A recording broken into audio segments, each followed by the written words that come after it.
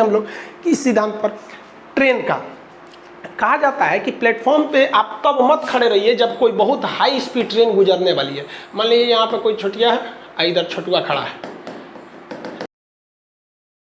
ये दोनों प्लेटफॉर्म के पास खड़े हैं सब, दूरी पे हल्का सा है दूरी पर। आई सब देखेगा सर कि बुलेट ट्रेन जाएगा, या एकदम मोदी जी बोले थे बुलेट ट्रेन लाने के लिए, इंतजार कर रहा है सर यहाँ पर। अब मान लीजिए यहाँ पर बुलेट ट्रेन जाई, अब बुलेट ट्रेन की रफ्तार सोचिए कितनी भयानक होती है, ये तो एकदम मारेगा, सड़क से निकल जाएगा यहाँ पे। और जैसे अभी नॉर्मल समझिए, मान लीजिए हम ही प्लेटफॉर्म के सामने खड़े हैं, तो आगे की हवा हमको ढकेल रही ना चाहती है कि हम पीछे गिर जाए, अब पीछे की हवा चाह रही है हम आगे गिर जाए, लेकिन दोनों हवाएं बैलेंस हैं, इसलिए हम प्लेटफॉर्म पे शांति से खड़े रहते हैं। जैसे आगे से ट्रेन जाएगी सड़क से तेजी से ट्रेन जाएगी, तो बर्नौली साहब ने क्या बोला था, स्पीड बढ़ाइएगा ना तो प्रेशर घट जाएगा। तो जो हवा हमको इधर ढकेली थी उसका प्रेशर जो है घट गया, क्यों? क्योंकि सामने से ट्रेन गई, स्पीड बढ़ गया तो ये प्रेशर घट गया। जैसे ये प्रेशर घटेगा तो पीछे वाली हवा हमको ढकेल देगी, जा खान साहब ट्रेन पे चल जाए, वहाँ पे बुलेट ट्रेन लेके चल जाएगी, हमको खत्म हो गए। तो देहात का आदमी बोलता है ट्रेनवा खींच लेता है, खींचता नहीं है, बर्नौली का पर में है। समझ में आ गया?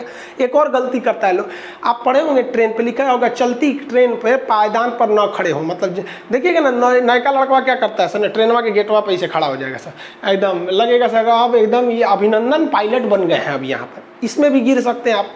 ट्रेन के अंदर हवाएं गति से नहीं चलती है, ट्रेन के अंदर कहाँ उतना हवाओं की गति रहता है। और वही ट्रेन को हल्का से मुड़ी निकाल के देखेंगे बहुत तेज गति से हवाएं चल रही होती हैं। हवाएं एक्चुअली क्या ट्रेन चल रही होती है, इसलिए हवाएं हमको लगता है कि चल रही होती हैं।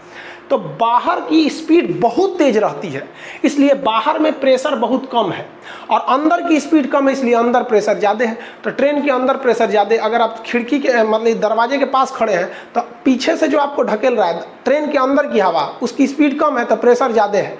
और बाहर की हवा का क्या है कि स्पीड ज़्यादा है, प्रेशर कम है, ये प्रेशर कम होगा, अंदर वाला फेंक देगा, ढाई से गिर जाएंगे। तो अक्सर पेपर में सुनते होंगे कि दरवाजे पर लटका व्यक्ति गिर गया और हमेशा के लिए ऊपर उठ गया, ऐसा सुनते होंगे। बर्नौलीज का नियम है ये सबको ध्यान रखिएगा।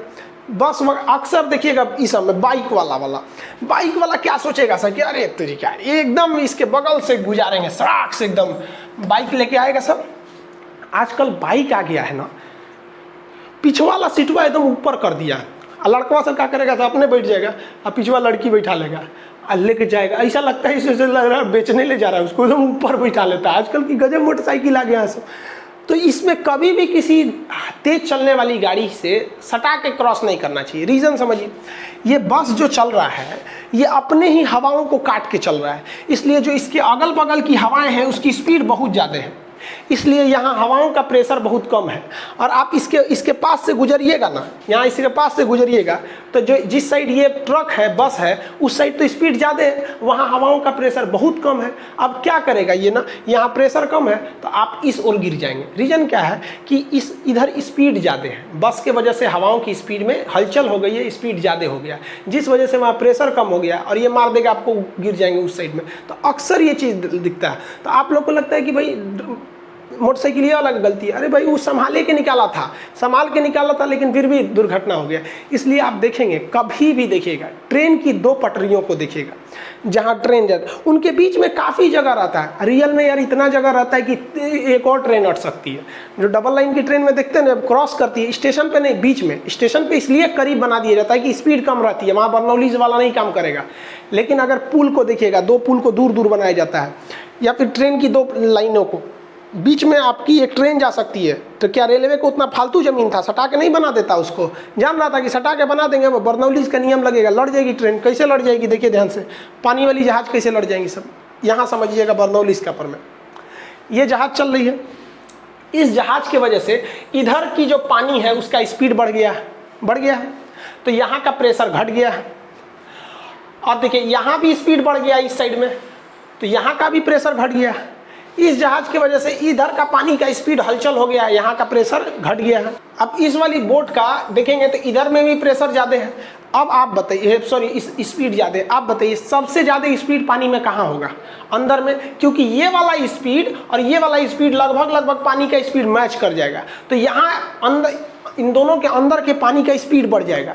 अब बर्नौली साहब क्या बोले थे कि जैसे स्पीड बढ़ाइएगा प्रेशर घट जाएगा।